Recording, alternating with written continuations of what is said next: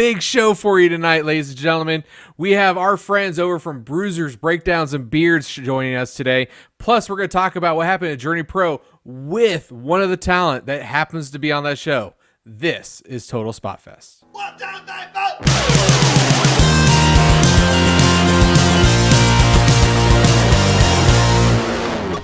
Hey, welcome back to Total Spotfest. We are accompanied on this mega episode, as you can see here, by a lot of guests. We have our friends over from the Bruisers, Breakdowns, and Beards podcast.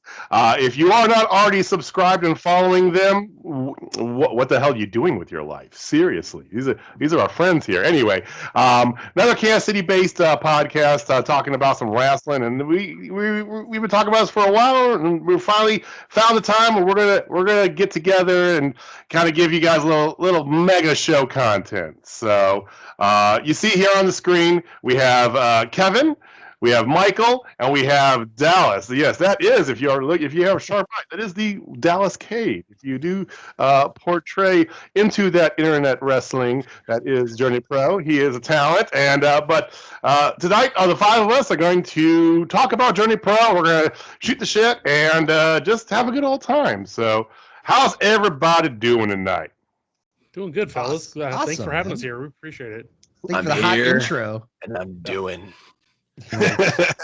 Very descriptive. That's exactly. People, dude. People always say, it's like, oh, how you doing? And like, yeah, some people like, yeah, that's kind of like a throwaway. But me, I don't know. I kind of like. It's almost like a litmus test, like to see if they really care how you're doing. I go, oh, I'm doing. And they're like, you're doing. And if they like try to push further, I'm like, oh, okay. See how far I can take this. But if not, I'm like, yeah, you didn't give a fuck. Whatever. Man, that Jackson Stone interview really affected you, man. It really did, yeah. Dude, away. I see him saying that. I was like, yeah, he's right. Because I had always said, oh, I'm doing. But like, I never really realized why. And then him talking about it, I was like, that's why. It's because people say that shit and they don't even mean it. I want to test them. Very true. Very, very true. Deep shit. Well, thank you guys for joining us, giving some of your time. We do appreciate it. And thank you for watching. If you are on YouTube, as I always say, you want to join the conversation, hit a comment down below. Do a favor while you're down there and just punch that like button and tickle the subscribe while, give it a try. If you are listening to us on your favorite podcast provider, you can get in touch with us at Total Spotfest, and I'm trying to think. It's at Bruiser. Okay, I don't remember what you guys' Twitter had. I'm sorry. Yeah, it's all good. Oh, it's all good. We got everything tied. Our Twitter, Facebook, Instagram are at 3B Wrestling Pod. That's right. That's easy. I like that. Yeah. Ours isn't that complicated, Jamie. Come on, man.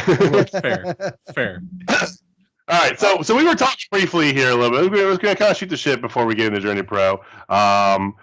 Just tell us a little bit. You guys. I kind of got. We got a little bit of the backstory before. Yeah, you guys. It used to be another podcast you guys did, and then there was some moving going on and then you've been going on with the 3B podcast for how long now? We literally just got done recording our 50th episode. Right before we hopped on with you guys, so we're coming up on a year now. You're not saying it's like that. You only do one a week, apparently. Okay. Yeah. We do one a week. We don't. One a week. Yeah. There's a saying in the business: we don't want it bad enough. All right, we're not gonna make it very far in the business because we don't want it bad enough because we're not doing multiple times a week like you guys. Okay. Yeah, you guys are all I putting in the gotta work. say is Jamie's a married man, happily married with 4 beautiful daughters, and he's been at home for a year and a half. So I think any mail time he can get is He needs it. I need this. That's fair. That's fair. You don't know. You do need this. Yeah. He's like 3. You already did? No. That's why I surround myself with nerd shit. Like, cause I need it to separate from princesses and stuff like that. I don't have an excuse. I'm just a 22-year-old fucking nerd who just happens to wrestle, and that's why I have fucking nerd shit going on behind me, and people are like, oh, what's up with the nerd shit? And I'm like, well, you caught me. and I don't have an excuse. I can't be like, this is my escape. No, this is just me, and I'm man. stuck with him. Oh, nice. don't play it off so casual, bro. How many times have you gone through Avatar since the pandemic started? 8. Yeah, thank Wow. Yeah. Okay. I was thinking 6. Okay, I underbid. Well, I finally got my younger brother to watch it, and then he got his partner to watch it, and I was like, don't do it without me. So that was 8. And now we're on the follow-up series, which will have been my second time watching through that. So Man. yeah. Is that Korra? Yes. The follow-up series? Okay. Yeah, The Legend of Korra. And See? like I it know took me something. forever to get my brother to finally cave. And once he did, he's stuck now. He's in it. He's like almost as in it as I am, to where they have like an RPG GoFundMe that they started for, like, they're making an Avatar RPG game. I think they've made like $7 million on the startup thing. Wow. And their goal was like 10 or 20,000. But yeah, so he's like, yeah, we're all super into that now. It's either, and Mike will tell you, it's either Avatar. It was especially last year, it was a lot of Avatar, or this year it's been a lot of Pokemon, because that was like, I got really back into that once I got out of high school and realized I can like all those lame shit I want. So I like dove really hard back into that. And now they have the like the remakes coming out, and then they have Legends Arceus, which is going to be like Breath of the Wild but Pokemon, and I'm fucking here for it. Wow. Yeah. So yeah, I'm a nerd too. Hey, join us. It's okay. I mean, you're talking to a guy who's got Fred card. Star Wars and a Batman tattoo. Jamie's entire basement is littered with horror. I have a lightsaber on my desk. Hell yeah. Nice. See, I don't intruders, have you know. like I'm not that far yet, and it's only because I don't have enough big boy money to spend on my You'll nerd get shit. there. Yeah. So I'm like still in like the middling tier, but I promise I'm gonna get there. It's either that or you're gonna see it in my gear, in my entrances, in my promos. It's gonna be like, it's gonna find its way in there. Oh, excuse me. Didn't mean to hit. Yeah, you We just get get real animated. I did. I talk with my hands, bro. Hey, join the club. That is definitely me. So hey, awesome. Well, so we're gonna go over Journey Pro momentarily here, but usually we kind of just talk about the some news and goings on for the past week. There hasn't been a whole ton of a lot since the barrage of everything that happened over the past 3 weeks. So thankfully, there's not like a bunch of news. I mean, you guys, what do you? I know that you do a lot of indie stuff. Do you focus more on the indie scene specifically? Do you watch AW, New Japan, Impact, the one out of Connecticut? I mean, do you watch any of the other ones? I would say we for our previous podcast, which was Divas, Dropkicks, and Dives. Kevin and I started focusing on WWE. And about a year and a half in, we realized we were having the same episode each week, which was just us screaming about creative. And it got to Push a point Bray where, Wyatt. yeah, exactly. All the same shit we could have said like 2 months ago. We were saying, 2 years ago, and we were getting frustrated because, like I said, every episode was kind of a downer. We were unhappy doing it. We're like, this doesn't make sense. We love wrestling. There's got to be a way we can talk about it in a way that we enjoy. And, but so it's like, if we're not going to talk about WWE, what the fuck are we going to talk about? Which I guess I should have asked. Can we curse? Oh, I should have asked that up front. Okay. I already did it, Mike. So that's good. I'm always used wrestling to our fans, guests asking, and I'm like, yeah, fucking live life. But, so we were like, well, I mean, Daniel Bryan had to start somewhere. Kevin Owens had to start somewhere. And they had showed all that Ring of Honor footage and stuff that they had done prior to their WWE run. So we're like, okay, so what's this indie wrestling stuff? And then we just dove in head first and got into that. So basically, we focus on everything that's not WWE. We'll talk about WWE when it's pertinent and if anything actually positive is happening. But yeah, AEW, New Japan, Like I got to go to the G1 Climax when it was in Dallas a couple of years ago, which was really cool. Jealous. So, Resurgence was so good. It was so good. yeah. Oh man, and that was So good. it's crazy how I was in Texas at the perfect time.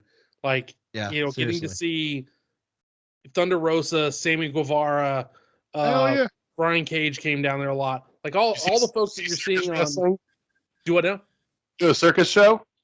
I did not get to go to Wrestle Circus. I wanted to go to Wrestle Circus so bad.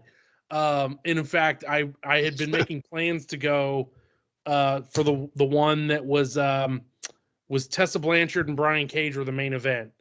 And I actually went to an indie show in Dallas about a month before that. And that was literally about the time the Wrestle Circus closed up. I think that was the first time Wrestle Circus closed up. Yeah. But I never made it down there for They that. closed a couple times. I think it's They permanent did, now. I know. Yeah. It's permanent now, but yeah. And it was just all the people you're seeing on Dark now. Chandler Hopkins was our first wrestler that we got to talk to. And we're good friends with him, and he's been on Dark a couple of times. So it's it's just really exciting to see those folks in, a community theater with like 50 other people, or a high school gym with 50 other people, Or or a barn out steakhouse. in the middle of nowhere. Didn't you see so a wrestling event in a steakhouse? Yes, I That's did go to amazing. one I'd in a take steakhouse. steak in a That's- steak in a that's- wrestling Dude, event. yeah. I That's want like only the in chef. Texas, Like man. I'm watching dudes wrestle. Meanwhile, the chef is over there throwing cubed steak at me, just like off the skewer.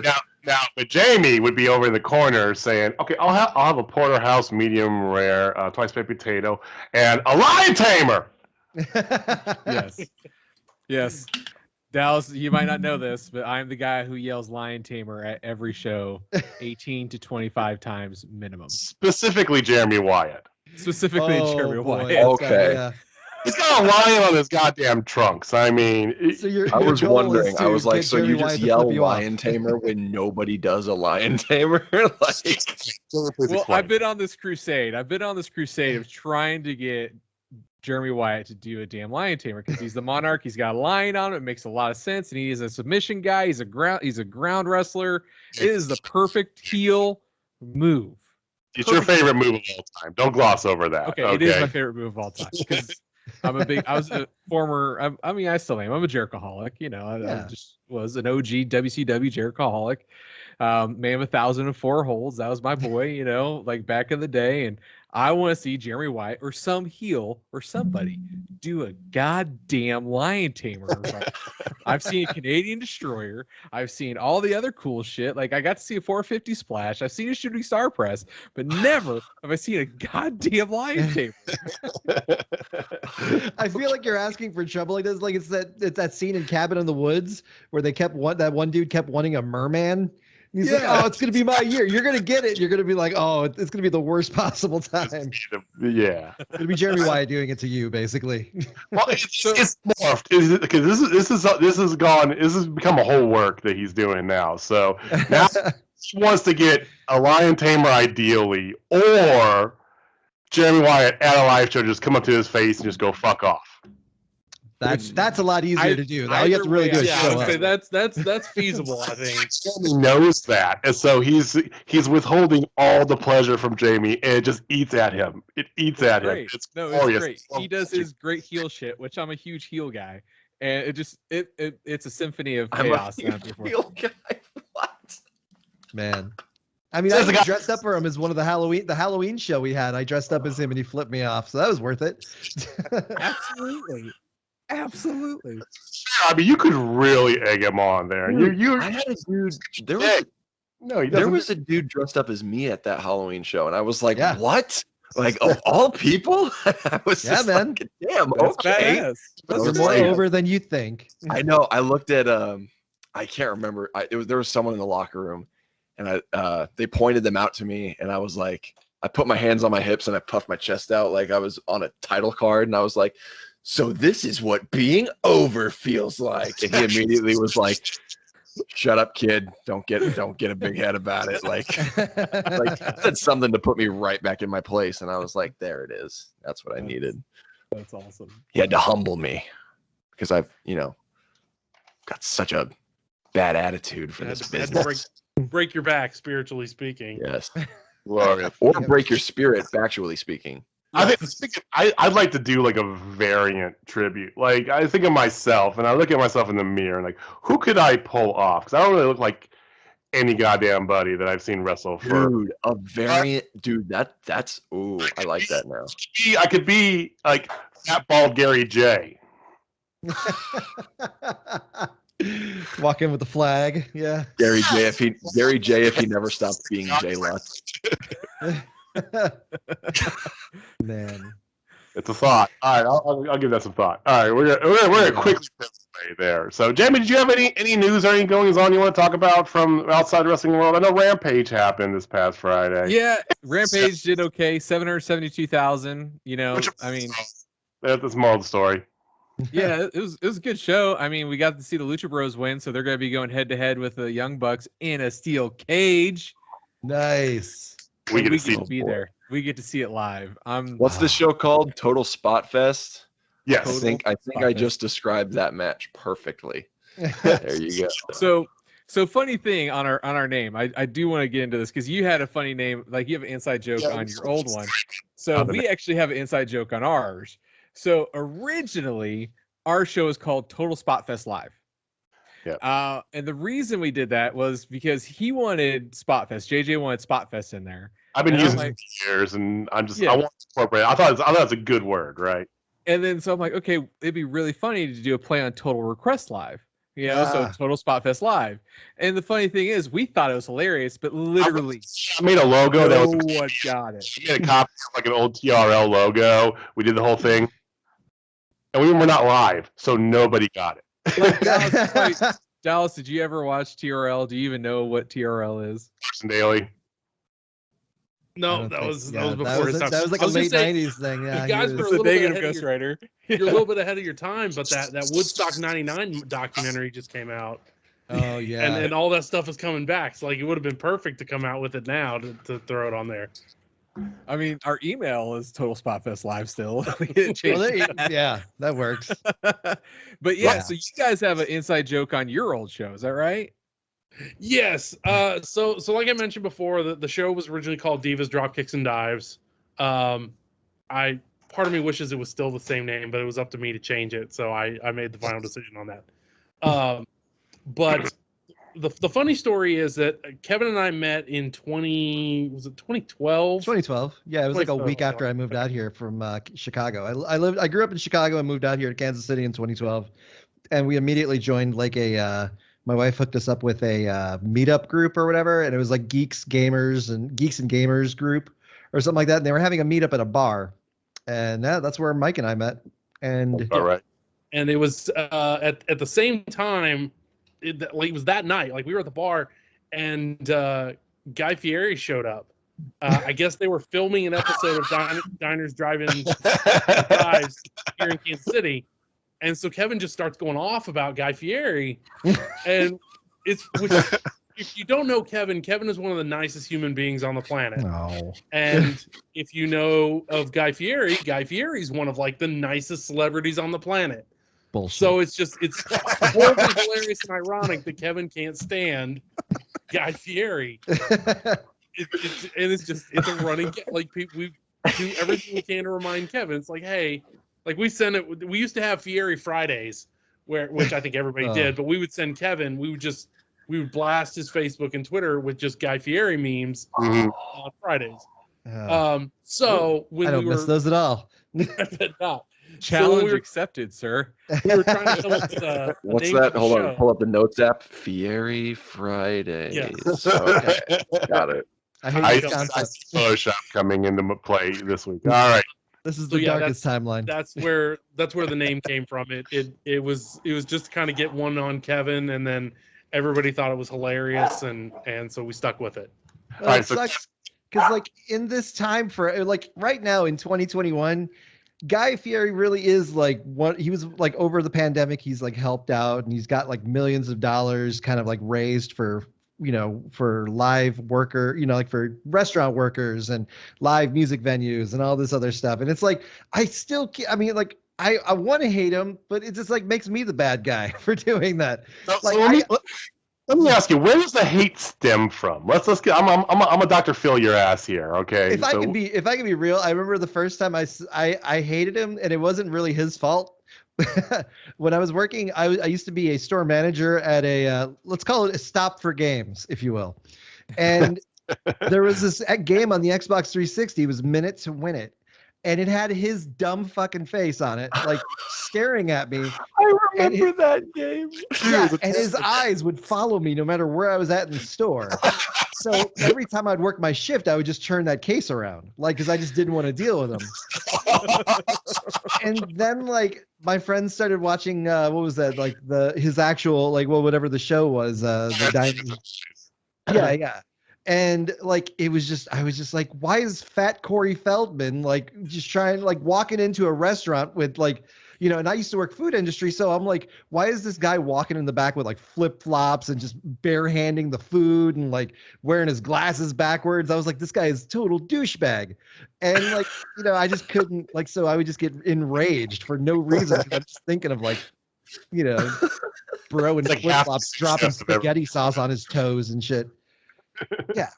And so it just kind of built up over the years. And yeah, and I was always saying, I was like, oh man, if I see Guy Fieri in person, I'm going to jail, which I've never gotten into a fight in my life. I don't know why I say that. But not one week after moving to Kansas City, he comes waltzing through the door after driving in on like a yellow Harley or whatever. And like, it was just the most flamboyant Harley. You know, it's very Guy Fieri. And I see him and my wife looks at me. She's like, some asshole's trying to look like Guy Fieri. And I look over and I was like, nope, that's really him. I was like, I'm going to jail tonight. But I guess he was just asking for directions. Oh, And then he just, man. like, Yeah, I think they were trying promptly to leash left. down or something. Yeah. Jamie, I should wear my Dungeons and Diners and Dragons and Drive-ins and Dives shirt. I do have that shirt. Somebody bought me that shirt as a gag, and I wear that. I love that shirt. That's one of the funniest things. Like having. I love that story. Somebody Gosh. sent me from the 8-Bit Geek podcast. Somebody sent me a Guy Fieri Flavortown flag that I had to hang behind me for like a month. So worst month ever. We got a And that guy was the month COVID hit. Go figure. See? Thanks, Gary. Oh yeah, see, I mean, we have a gentleman that we work with. He used to be on our team, and now he's moved to a different team, whatever. But he's got just similar hatred towards Guy Fieri. And I remember a couple years ago when his first official Funko came out, and I'm sitting there on Amazon going, like, I need to buy this for Justin. I need to. Somebody give me his address. We need his address. And these assholes wouldn't do it because I'm just like, oh, this is the best. I was going to send him blind box from Amazon, a Guy Fieri, Funko Pop. Yes. Oh man, yeah, You you know- would have ruined his day. The best something that I just thought of while you guys were telling your story about how you met, because you know, you guys met at this bar, and then at the same time, Guy Fieri happens to walk in that bar. At the same time, in 2012, I was 13 years old. Yeah. So, there you go. Wow. So you wouldn't have been allowed in that bar. No, I wouldn't have. News, that was the second ball had just dropped. And Maybe. But he's still 6'5". I mean, there's that. So I met him in 2017 in NWL, and he was mini I was Cayde, little baby Dally. but he was the baby same Dallas. height, but he was like 50 pounds I smaller. was the same height, but like 40 pounds smaller. Yeah, I they- saw you once, I think, Dallas, at the Turner Rec Center, one of the NWL shows. Yeah, I started training there towards the tail end of the Turner Rec. No, not Turner Rec. I'm thinking of the wrong venue. No, yeah, I was at Turner Rec. but Turner Rec NWL was like toward the end of NWL. Yeah, it was, 'cause they ran there like a couple times. Yeah, you were there during the Memorial Hall shows. Yeah, and what was that other venue? What was the venue called that was like way too big? Scottish Rite. I was Scottish Rite there Temple, towards the that's tail what it end of the Scottish Rite run. Yeah, Hmm. because that But building that was the one way too big. Metcalf, right? Off of Metcalf? Or No, that was the No. Abdallah Temple. Yeah, that They was the ran so Abdallah many Shrine. different spots. Yeah, Abdallah Yeah, Shrine. that's it. like three, they had 2 or 3 there. They had 2 or 3 here. They had a That was couple a there. cool little venue too, man. Mhm. And then, of course, they bought the place up by me up north here, and then went under. And it's now, I think it's now distillery. So yay, alcohol. Oh. That was supposed to be my first NWL show.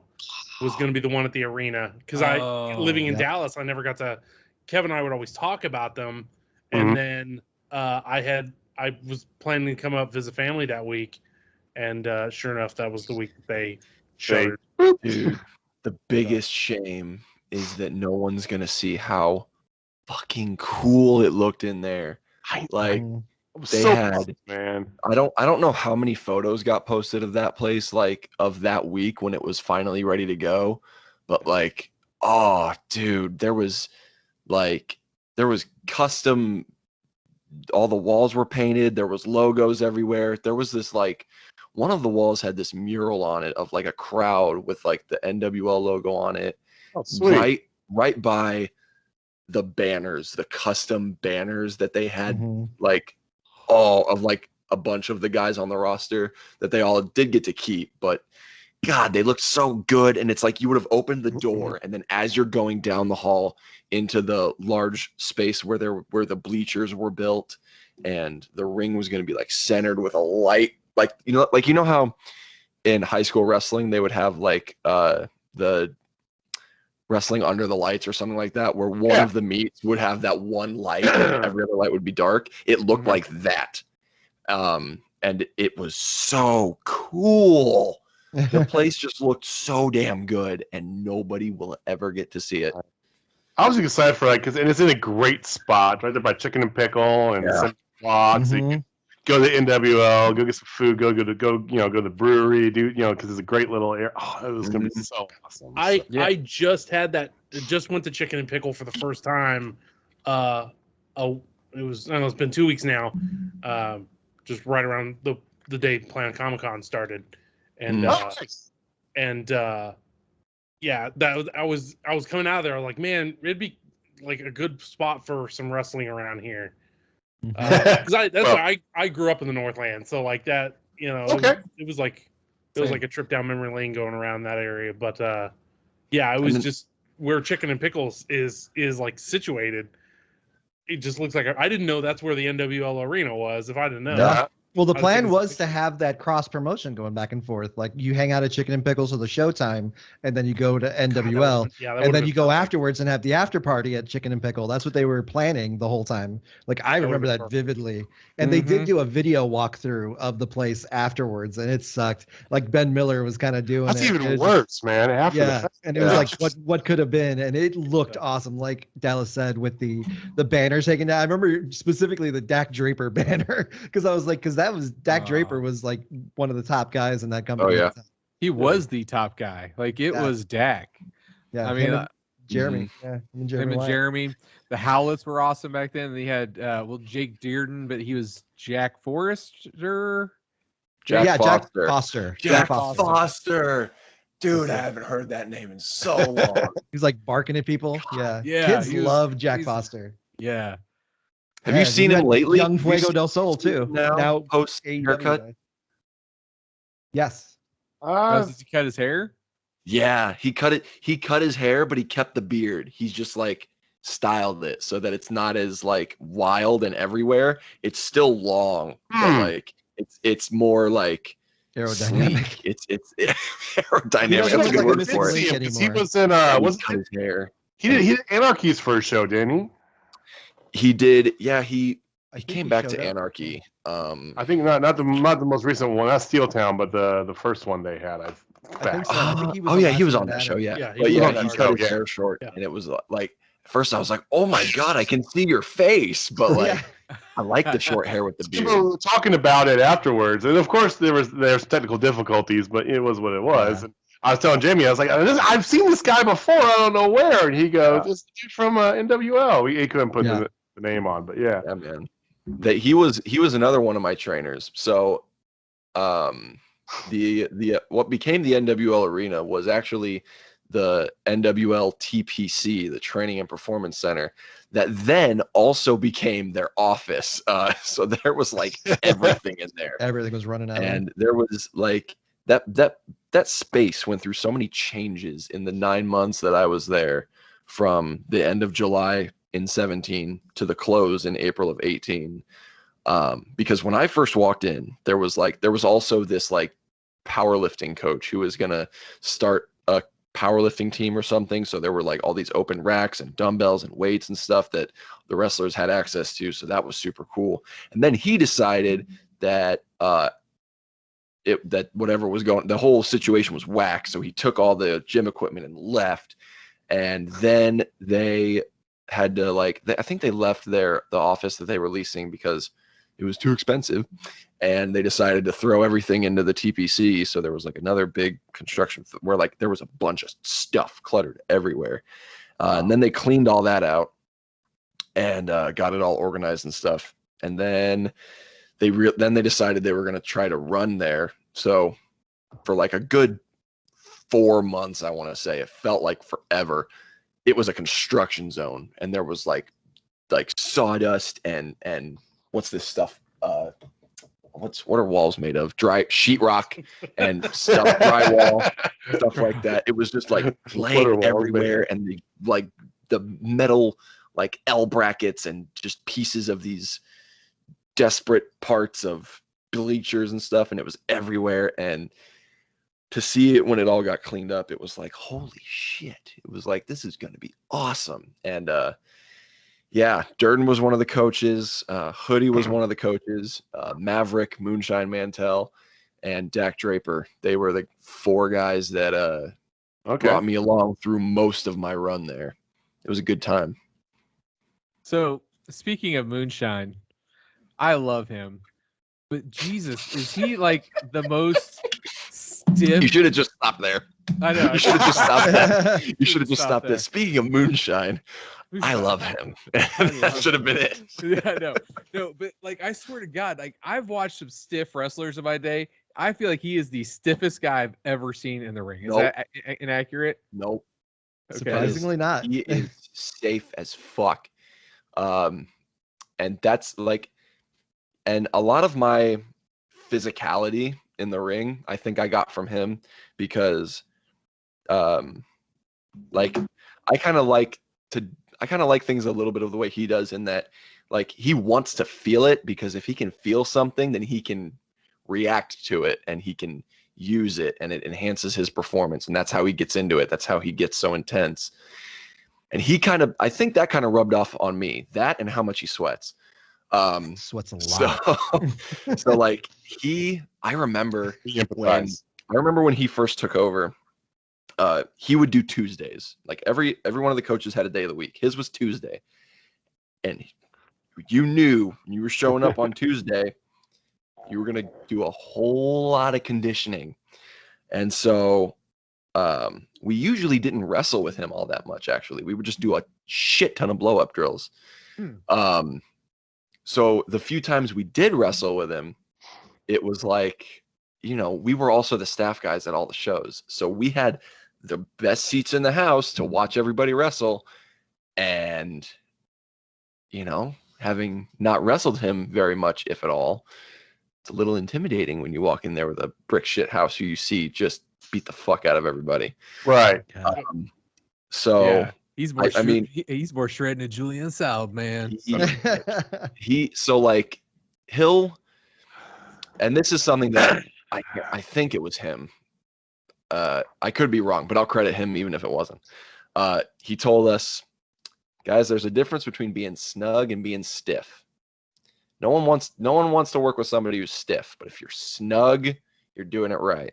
And that's kind of how I like to try. That's what I try to aim for, is that sweet middle, because you don't want your shit to look weak out there. You know what I mean? You don't want to fucking like barely touch a guy. God forbid you whiff him. So, hit him. I hear him so many times. I still train with him, and so many times I hear him just being like, hit him, or, just come on, hit me. Like, just he wants you to hit him, man. And like, you gotta hit him, because you don't want to not hit him, and then he's just gonna, because then he's gonna come at you just as much harder. So, like, don't get me wrong, chops are chops, but but everything else, not like it. chops are like, yeah, My chest just hurt just thinking of it. They can suck. They can suck for sure. But You don't want to do chop day, Kevin? So- No, never. No. that's a myth. I'm not one of those fans. Like Is that a those, myth? those guys who are Well, like, no, I it's want to not get chopped by It's not a Nah. myth. I know plenty of schools that do chop day, but ours didn't. Oh, okay. I just the thought of getting Moonshine to do a chop on my chest just like I'm not one of those idiots that would come up to him after the shows and go, "Hey, can you chop me? Would you chop me, please?" no. Yeah, I see these people do it all the time, and like Sammy Guevara gets that all the time too. And I'm just like, no. It's more than you think. Yeah. Like, I mean, if you think I enjoy wrestling. I didn't become a wrestler, so I'm gonna let the people who have dedicated their free time and money and energy to let them do that. Yep. I'll support them financially by going to their shows, buying some of their merch, but in no way do I want them to inflict pain on me. Like they can call me whatever. They call me a motherfucker. They can call me whatever the hell they want. But Yeah. I draw the line. Yeah, like I don't get me wrong, especially if you like chops are more of an accuracy thing than anything, because if you aim too low, you're going to end up hitting like the nipple or a rib or the diaphragm, and that's not fun. If you aim too high, you're hitting a dude in the throat or in the face, and that's where the risk starts to come in. So like, you know, it's a bunch of repetition, which means you're taking and giving a lot of chops. So like it's, you know, but you just develop a little bit of a callus to it, you know. You just gotta. It's one of those things, man. Just gotta Mike, do you're it. a fan, aren't you? Or I was gonna say, or you just take a power bomb and then you're fine. Fucking nuts. This So, has been, yeah. Our series arc has been Mike's dizzying logic that he would rather take a power bomb than a chop. Ooh, Absolutely.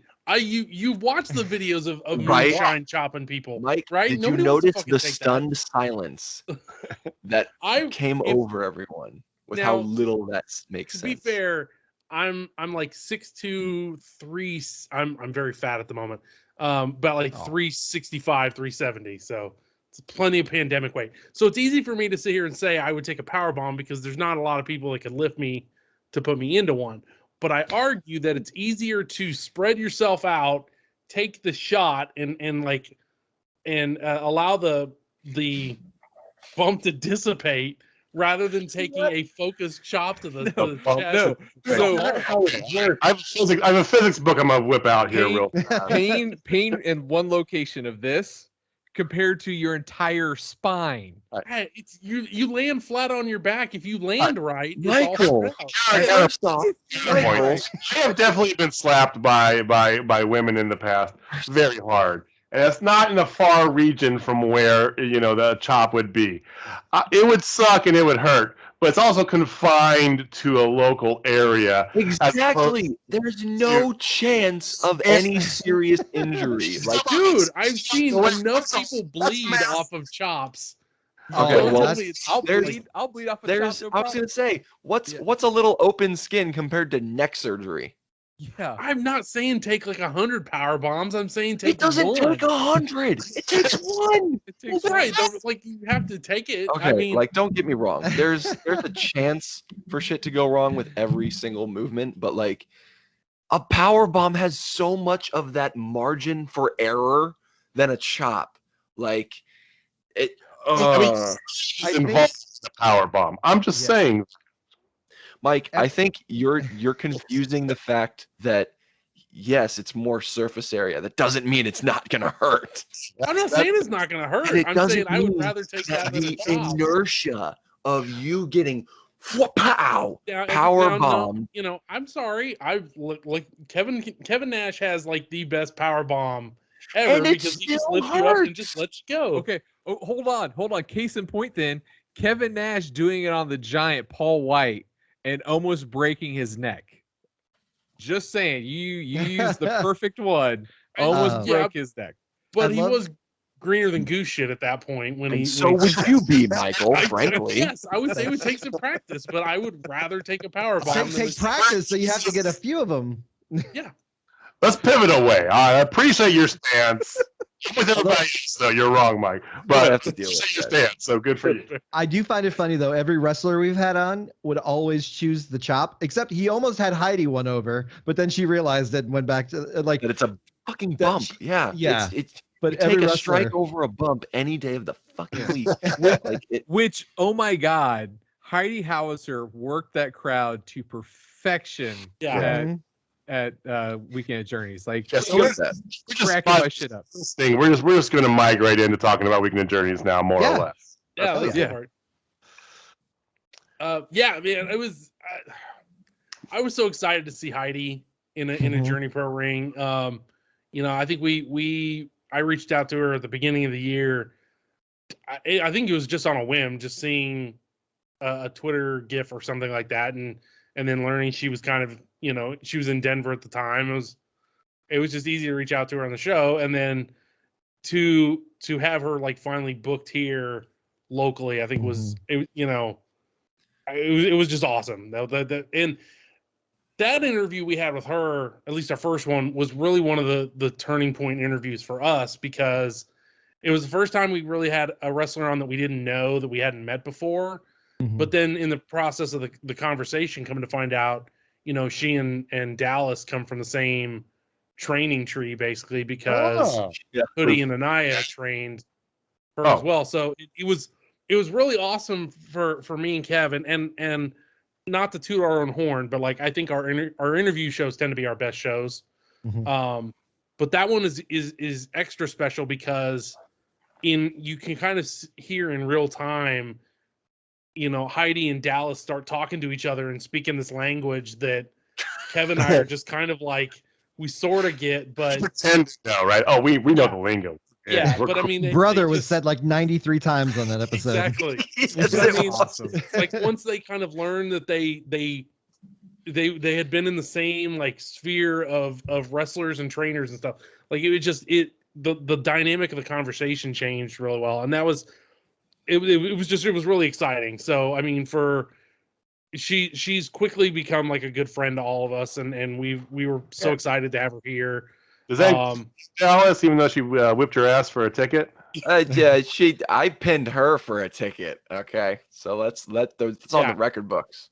So It's on the record. it's That on is the true. record books. She It had will two before forever you. be in history. She did have two before. She was leading the track for a little bit there with the 2 tickets, but then Manders decided to come wreck shop and took the that lead guy. in that. He's scary. It's Good so old crazy. cornbelt cowboy. I've known him since before he was the one called Manders. I met him for the first time, I think, in 18. Like, not like he's been around longer than me, but he hadn't been traveling and working shows that long, I think, by the time I first met him. And then, you know, he got over on Twitter tweeting about another day, another mile down the road, or another day, another town, or whatever, #making towns. And he got super over, and he started getting booked on bigger and bigger shows. And now, like, he's practically a mainstay at Journey. And to kind of see that, just kind of like, we always got told in school that wrestling was like a smaller world than it seems. And there have been so many instances, even in the last year, where I kind of was just, it was demonstrated to me. Yeah, Right.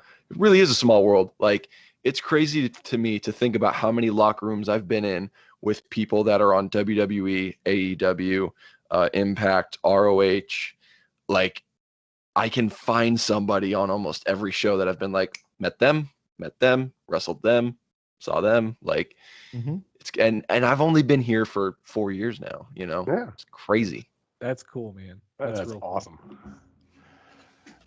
But yeah, I pinned Heidi Howitzer. You did, yeah. That's right. It all goes back to that. I couldn't get over the whole like what was it, the Saskatchewan purple nurple you were trying to do on her. That's Well, move number 73 on Jericho's list. it is. It's move number 73. Well, you know, Journey Pro especially knows that that's kind of that's what I do. I've done it all. I did it in, I think, every scramble that I was in 2019. And it's habitual. But I'd never wrestled a woman up to that point, so I've never come across that dilemma, and I had to stop and ask myself, is this really something I want to do? Do I want to commit to this? And I didn't come to a decision in time, and it bit me, but I bit back. So it's all good. Well, it was interesting because this being Journey Pro's first outside show, we were up near the front on the left, like kind of over by the big dinosaur and the banner there. Oh, okay. You were, of course, working the show, but Kevin and Mike, you guys were back kind of on the back in the shade, right? Yeah, It's a small difference, by the way, and my big bottle of aloe confirms that, most definitely. Oh no. I don't know if it was you. I don't know how you guys were both. It was great. Like Jamie and me were talking about this on our way back. Is that we could hear so much more. Now, of course, there's pluses and minuses to that. Just some of the reverberation you get in an indoor place doesn't really happen as much, and But it seemed like, or maybe we just heard it better, that the talent was we could heard the animations a lot more. Were you able to hear more about during the show what was going on in the ring, or not so much from back where you guys were? Oh no. I mean, we heard like Heidi talking to the crowd. We heard loud and clear. Yeah. She was shouting her ass off the whole time. Yeah, she's very loud. The PA You like guy, butt stuff? Yeah, exactly. The Out of nowhere, I was like, wait, I was getting water. I was like, did I hear butt stuff? All right. It's like, is it my birthday? Yeah, the sound there was fantastic. Yeah, where we were at, it was fine. I mean, we could hear everything. I felt kind of bad. I mean, we bought tickets. We purchased tickets. I think I didn't use my ticket until literally the last match because I had to use the bathroom. Other than that, I was outside the whole time because Lemonade Park is set up so well. I mean, I don't mean to say it. If you don't have a ticket, you can still see it, and you can still see a great show. So Too, Yes. I was like, you know what? And you could hear the place down the street. Like I had to keep going to my car to get things, and I would hear like the ring bumps, like you'd hear that down the street, and it sounded amazing going in the bottoms because it was just echoing throughout the industrial areas. Oh, that's awesome. Yeah. And yeah, I mean, like the sound there is done by the guys from Record Bar, so I mean they put a lot of love into it. Of course, I mean they do concerts there, so yeah. Yeah. The Get Up Kids were playing later that night, so everyone had to break down super quick. So it's just, yeah, the sound was great, and where we were at, it was a good view too. I mean, compared to when we were at Blip Roasters, we were too hot to go in there, so we were kind of just there on the side watching through the window, and even that was actually a pretty good seat too. Wasn't gonna talk enough, definitely, sir. Mm-hmm. Oh my God, Blip was so damn hot. Like it was ridiculous. I sweat through 2 shirts. Shit you not. 2 shirts. Sweat through them both. I'm Mike like, and I sweat a lot. Oh, me too. Yeah, we lasted like 10 minutes into the Gary Probably. J like Anaya match, and then we were like, can't take it. I'm going back outside. So the first match on the card. very much. Yeah. I still haven't seen the rest of We 78 kept weeks taking later. breaks and stuff, but me and Jamie, we each had one. We only almost passed out once each, So this was during Jeremiah match, ironically enough, because he didn't get to yell Lion Tamer at Jeremy Wyatt. Too hot to yell. Maybe you need to learn a Lion Tamer. Maybe that's what it is. Maybe Maybe you could be my white knight and do a Lion Tamer on somebody. Do it. Don't do it. Don't do it. Don't do it. Just give him the ear pull in the ring or whatever, the signal that it's coming. He's going to be watching now. He's going to be paranoid. He's going to be watching all my matches, just like hands on his knees, like, all right. Did he pull his ear? Did he just pull his ear? This is the one. Did he pull his ear? Did he do it? I think he did it. Oh my God, it's coming. There was a moment, and you could ask JJ. I forgot who it was, but they had him up like they were gonna do like a Boston Crab or something, and they just went into the single leg. I'm like, oh my God, here's my moment. I'm getting a Lion Tamer, and then they just took it right away from me. That's it. I think that's what I'm gonna do. Is I'm gonna find a way to tease it into every match, but I'm never gonna quite get it. And then I'm gonna find you. I'm gonna find you, and I'm gonna look you in the eye as I'm about to do it, and I'm gonna say, "Here it comes! It's coming! Look, here I go! Oh no!" And then he's, and then it's I'll reversed. slip on a banana peel or Some random banana peel in the ring, really. thrown in there refs by aren't doing their jobs. Full on Okay. high angle, like you put your knee in the back of their head, Lion Get Tamer, real not this Walls of Jericho Boston Crab shit. I want a WCW goddamn Lion Tamer. WCW Lion Stances Tamer. that we take times, Jamie. I'm just saying. It will happen. It will happen at one of these No, shows. it's you gotta find your passions, man. And if a Lion Tamer is your passion, then If it happens, I will literally just be like the Lonely Island and jizz in my pants. No shit. okay. Watch I the think it row. was- Front row. I'm sorry. I think it was Alan Angels that almost did the Lion Tamer, if I Yes, remember right. that's who it was. Alan Oh, Angels 5. I love seeing him live. Goddamn, he's he so was rad. he's so He's a good dude too. Like He's we so fun. talked to him afterwards. It's like, 15, 20 minutes afterward, at the end of the show. He's such a Nice. And how cool was it to hear the Dark Order theme in a Journey Pro ring, like in a Journey Pro show? God, that was so cool. Man, That's so cool.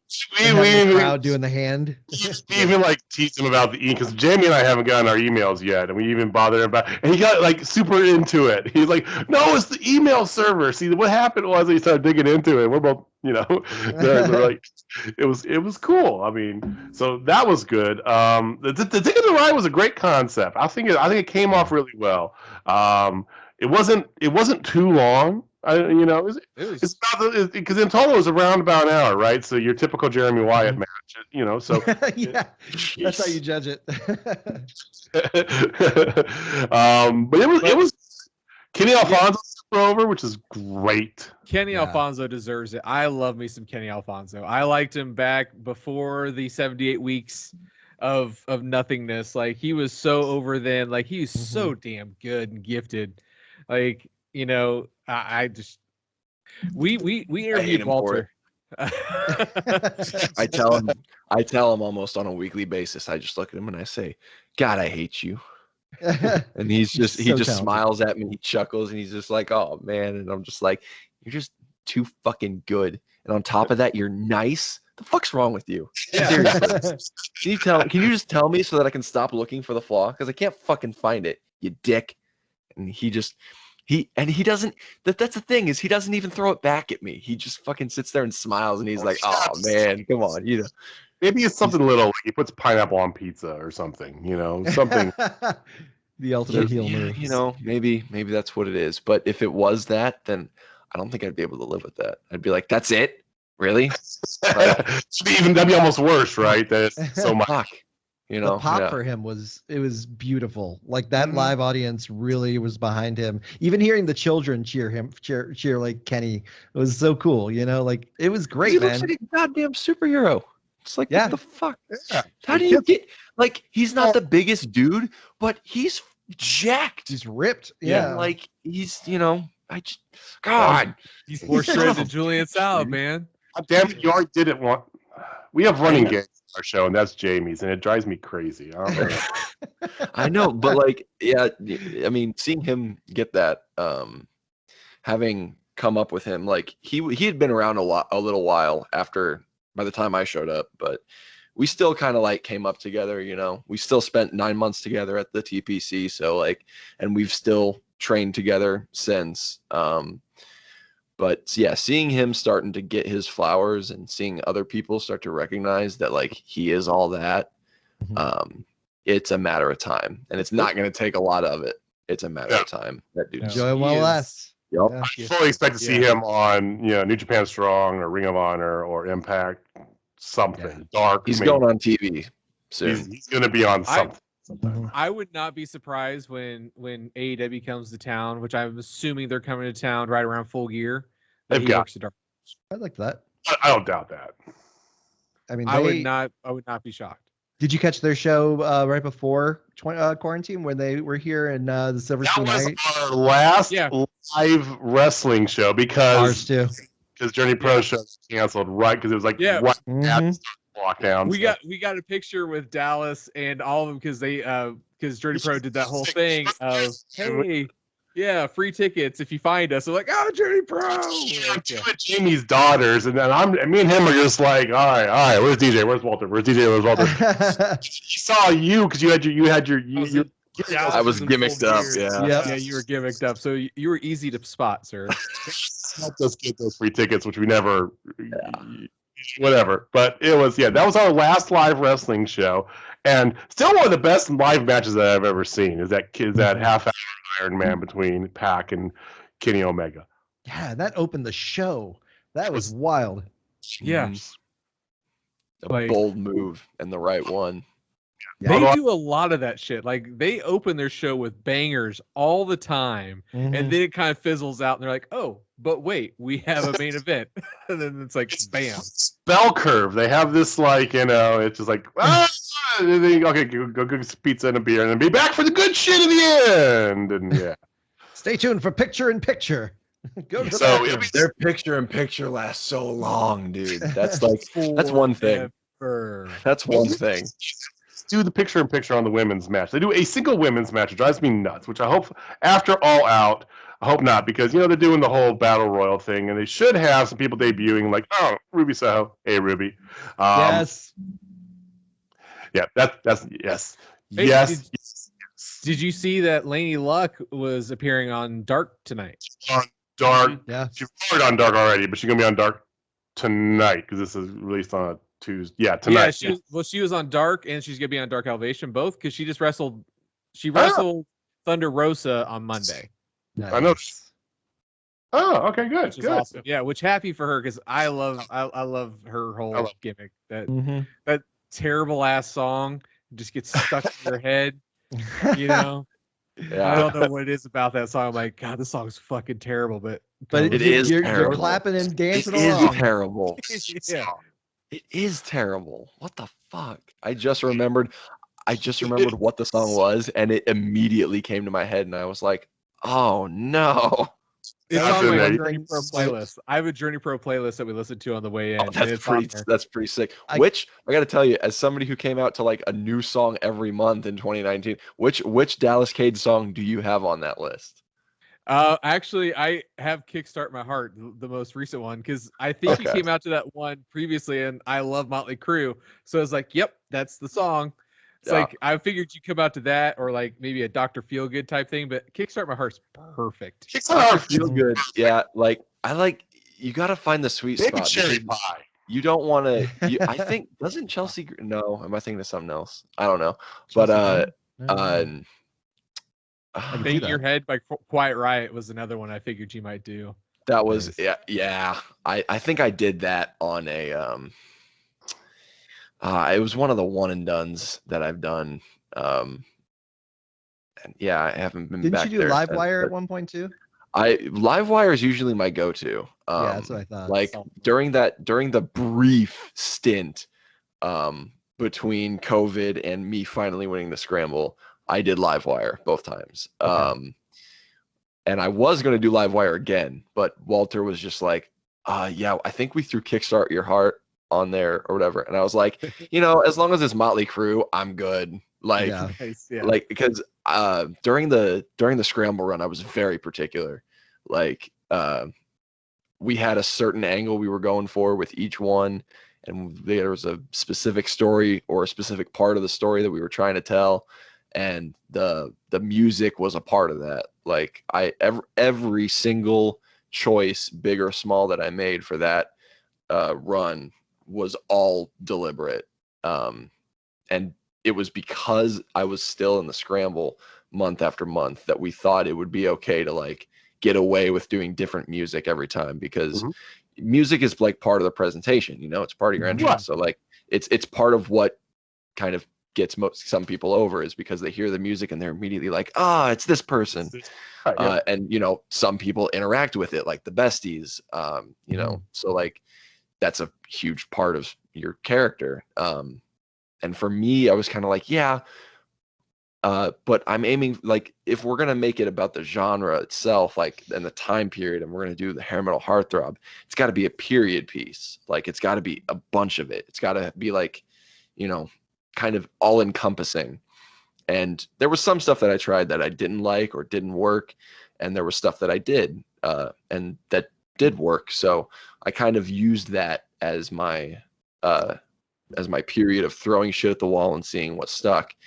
And what stuck was what I was going to start incorporating in 2020 before COVID hit. So But now we're back, and now we can get back on track with all that. Oh yeah.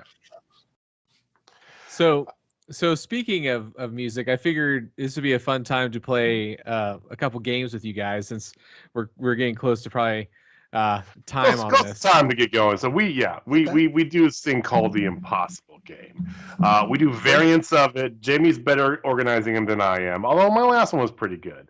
But we have a couple different variants of it, and the whole thought is that these are meant to be somewhat of the impossible, like a Sophie's Choice sort of thing, you know. Okay. A bit. I had a But feeling this was what it was wrestling going. related usually. So, Jamie, what do we have for the Impossible Game for our friends here? Okay, so we'll start with the music one, and then we have another one that's kind of like FMK, but I call it Feud, Faction, or Fire. So Okay. instead of FMK. All right, but we'll start with the music. So you are on a desert island. Okay. You get to bring 2 albums with you. One you can listen to every single day, and it's on repeat every single day. And then you get one that you can listen to once a year, once. What are those 2 albums? Well, whoever's living with me is gonna hate me, because my You 2 pick a albums. ska album, Kevin. We never said if there was or was not anybody living with you. You're solely in charge of the music. Oh shit! Then yeah, it's ska boy all the time. Dallas God. called me out. First album that comes to mind, the one I listen to every day, would probably be Less Than Jake's Losing Streak. I think that's from like 1996. Classic album from beginning to end.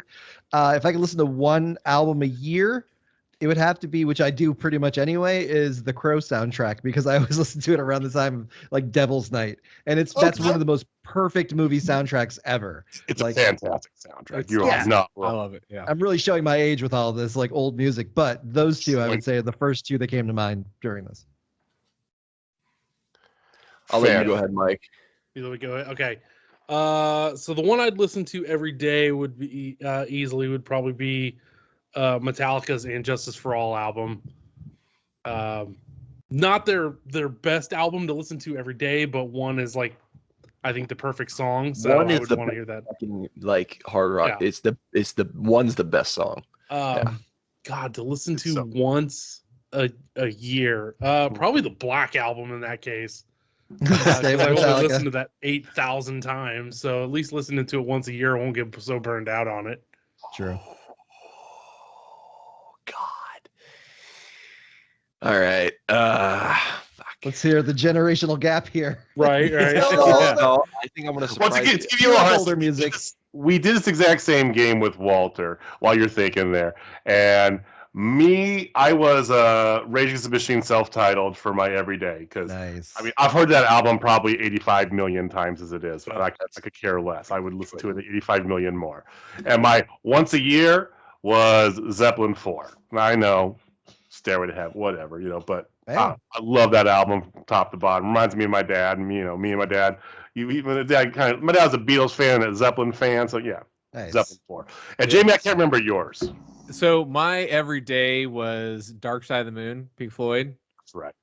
Oh God, you're just like my dad.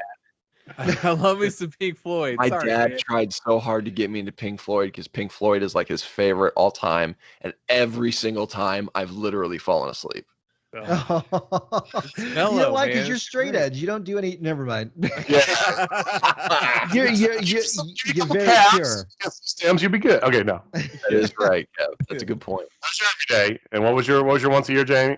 I don't remember what it was. I do not remember what my once a year was. If I had to say anything, it might have to be Panther. That's right. Steel Yeah, I Panther, Feel the Steel. Steel the I Panther. got it. Oh, I love Steel Panther. Steel Panther's pretty good. They're rad. All right, Dallas, on you.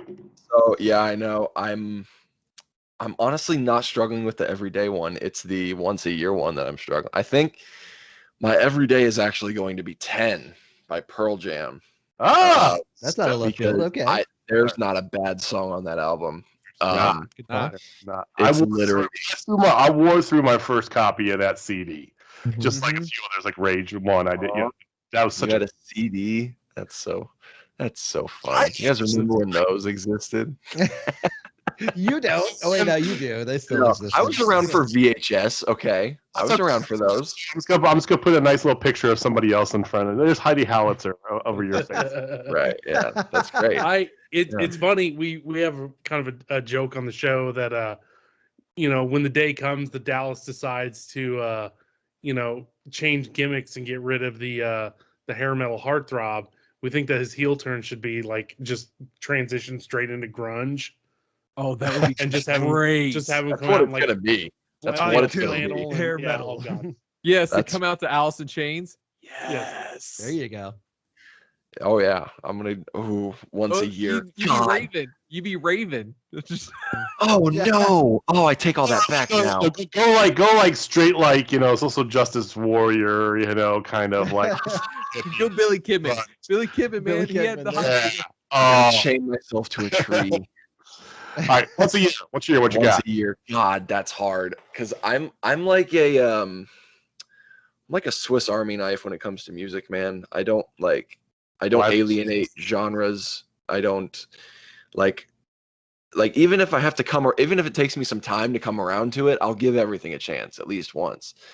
Because ultimately, even if I didn't like something all that much, I find something that I do. It's true. I've sent him some weird shit I would think he would hate, and he's like, "Man, this isn't bad." Yep. Still won't touch my ska. God, once a year. See, Jesus. Once a year. So, like, my thought process with once a year is because it's once a year, it's got to be something that I don't think I can live without. But if it's going to be in my life, I have to be okay with it only being around once a year. It's like Christmas. Real Big Fish. I mean, you got to choose. That's the impossible game part of it. You're getting kicked off the That plane. is impossible. I know. Have an album and go. Man. I think, honestly, it might be a band called Issues. It's their self-titled album. That's a guess. Yeah, Because, that's the one to get for Issues. oh yeah. Holy shit, you've listened to Issues? Fuck yeah, I have all their albums. Fuck yeah, dude. Disappear, man. I flip my shit. Yes. Disappear gets me in my heart, bro. Nice. But Yeah, yeah, you that's my survived. once a year. We'll listen to it on the way to Chicago, Jamie. Don't worry about Yeah. Oh yeah. We got 8 hours. it. That's a fun drive. Metal through your ears. It's gonna be Also, Yep, to and White save you Castle. some money going through the south side, you'll pay like $20 in tolls if you go in through Iowa. Little Chicago trick tip there. If you go in through like Springfield and drive up north, Springfield, Illinois, that's Yeah. the easy way to go. That's every time I go back home. Wait, I'm okay. So, because my mom is from Springfield. I've been there a million times. Take So that that's- route and you're good. The other route, if you go up north through 80 or whatever, going through Iowa into Illinois, you'll get to the suburbs and everything, but every suburb has like a $5 toll or something. I remember, and this is like 2013 money, I remember spending like $20 in tolls. Yeah. Damn. So yeah, avoid that. Just going up 72 to 55, I think it is, and boom, let's straight Yep. north. So. You're good. I grew up in Decatur, so yeah. Oh, perfect. See, you all right. What's your impossible game, Jamie? All right, so this is a game I like to call Feud, Faction, or Fire. This is 3 wrestlers. You need to choose who you're going to feud with, who you're going to faction with, and who would you fire if you had the ability. So we're going to go with the exact same 3 that I had last time. Just to be fair. So Jeremy Wyatt, Hoodie Howlett, and Gary J. Oh fuck. That's tough. You put me in a rough spot here, dude. I know all three. You did this to Walter too. Don't worry. If word gets around, I'm getting my ass beat no matter how this shakes out. You might get Lion Tamer put on you. Yeah, Oh, I well, mean, think about it. Like, oh yeah, all 3 of these men, with Hoodie, and Hoodie's like, "Fuck you, I want." all 3 of these men could kick my ass. Yeah, so I gotta. All right, let's go. Who's got a? I'll go first. I would feud with Jeremy Wyatt. I would faction with Hoodie, and I would fire Gary only because he's from St. Louis. And You other than feud St. Louis with Anarchy, Wyatt? St. Louis deserves all the. With Hoodie in my corner, that'd be fine. I'd be fine. Oh, okay, I see. I would it's- just send Hoodie after him. point. It'd be fine. Damn it, you stole mine. I was just gonna fire Gary J just because I was afraid of the other two. But yes, I would answer. That's fine. You don't have it's if that's yeah, I would definitely feud with Jeremy Wyatt though, because I feel like he can make anyone look good. So if he can, so it would be a good feud. And yeah, of course I want a faction with the Howlets. So like, Hoodie, I would rather be with him or than against him. And then yeah, Gary J, nothing personal. Just you aren't the other two. I think Walter fired Hoodie. He said because Hoodie's always telling me he's gonna quit anyway. So I'll just in that. And then what did he do? He factioned with Gary and he feuded with. Everyone wants to feud with Wyatt. He said I already wants to feud with Wyatt. Yeah. Walter is so out of pocket. Wow. I mean, it's when we had Walter on here, of course. So you have the Booker, but yeah. I love him. All right, time. What do you get? Oh, sorry. All right.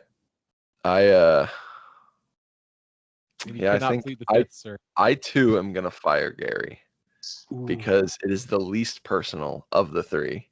Okay. The least chance of getting your ass beat, we think. Yeah, I think so. Also, Gary's just so like, all right, man. Yeah, cool. Whatever. Like he's just don't care. Like, yeah, he doesn't get worked up very much. So like I feel like he'd just be like, all right, it was he'd be like, it was a dumbass choice, but whatever. And he'd just fucking leave. It sounds like it. So Hoodie and Wyatt, then one of them you're gonna have to faction with, one of them feud against. I'm going to feud against Hoodie. Ooh, I can see that. Because I want to fight that man really bad. I want to see and that. It's not because I hate him. It is in fact the opposite. Hoodie is literally, and he knows. I just remembered this. Hoodie would always if any of the out of towners or once in a blue moon talent came in, the few times I would try not to bother anybody because young boy, but if I was ever in the locker room like helping somebody out or whatever, Hoodie would come by. He'd put his arm around me and be like, now when you're stinking up the joint out there one of these days, kid, I want you to remember something. I shat you out of my womb. You're my child.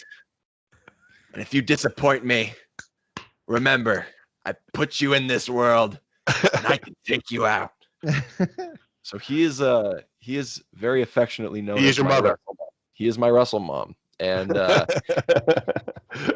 if there was anybody, I think, on an emotional level that I think, I don't know how to verbalize this, that I could level with more than anybody else, it would probably be Hoodie. So I feel like if anybody was going to get the most emotion out of me and out of the crowd, it would be him. So I think, yeah, that would definitely have to be my feud, which leaves me to faction with Jeremy Wyatt. Oh, darn. Shucks. What a bummer, man. Yeah, because the foundation wasn't like a cool thing at all. So yeah, super bummed to be a part of that. Yeah.